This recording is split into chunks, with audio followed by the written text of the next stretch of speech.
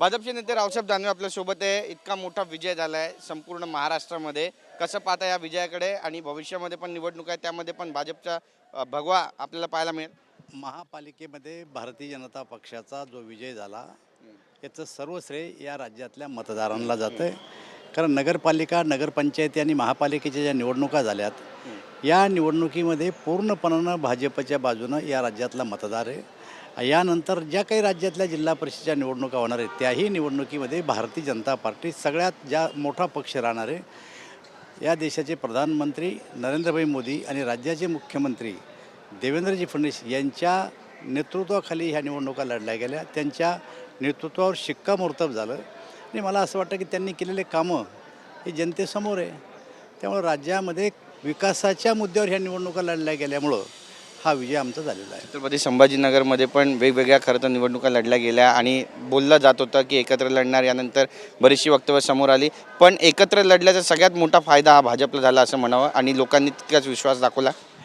असं आहे, ज्या ठिकाणी जिल्हा पातळीवर एकत्र लढण्याची स्थानिक लोकांची इच्छा असेल त्या ठिकाणी प्रदेशांनी त्यांना ते अधिकार दिले होते आणि ज्या ठिकाणी युतीमध्ये जमणं त्या ठिकाणी स्वबळावर लढण्याचे आदेश दिले होते।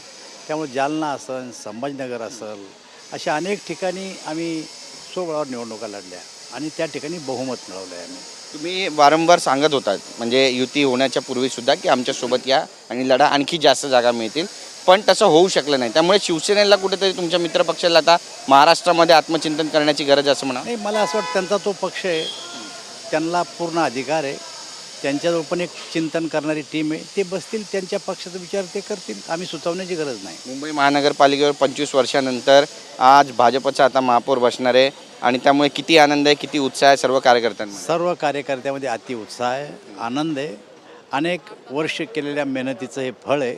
भारतीय जनता पार्टीचा कार्यकर्ता ग्रासरूटपर्यंत जाऊन त्यांनी काम केलेलं आहे आणि आमचं स्वप्न होतं की स्वबळावर एकदा मुंबई महापालिका जिंकायची, ती आम्ही जिंकलेली आहे। फडणवीस म्हणतात मुंबईचा महापौर हा हिंदूच होणार आणि मराठीच होणार, ही किती आशादायक बाब आहे? नाही, प्रश्न नाही, चांगली गोष्ट आहे ना, याच्यापेक्षा वेगळं काय असतं? आनंद आहे आम्हाला, ते जे म्हणले तेच खरं आहे। पण तरी पण संजय राऊत म्हणतात की आम्ही मुंबई ही मराठी माणसासाठी लढत राहू, मराठी माणसाची मुंबई आणि अडाणीच्या कशात जागा जाऊ देणार। मराठी माणसासाठी आम्ही पण लढतो, आम्ही पण लढत राहू। आम्ही कोण म्हणतो की आम्ही मराठा माणसासाठी लढत नाही, त्यांनी त्याचं भांडवल केलं पण मराठी माणसांनी त्यांना पूर्णपणे नाकारलेलं आहे। एकनाथ शिंदे यांनी जर गद्दारी केली नसती तर भाजपचा कधीच महापौर मुंबईमध्ये बसला नसता आणि जनता यांना कधी माफ करणार नाही अशी टीका शिंदेने गद्दारी नाही केली, उठाव केला, कारण यांनी बाळासाहेब ठाकरेंचं जे स्वप्न होतं किंवा बाळासाहेब ठाकरे जे विचार होते त्या विचारापासून हे दूर गेले होते, म्हणून त्यांनी उठाव केला।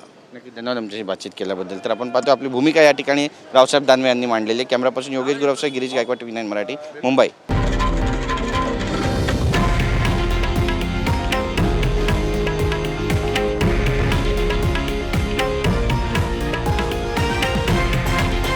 हे आहे देशातील नंबर 1 न्यूज नेटवर्क आणि आपण पाहत आहात TV9 मराठी, एकमेव।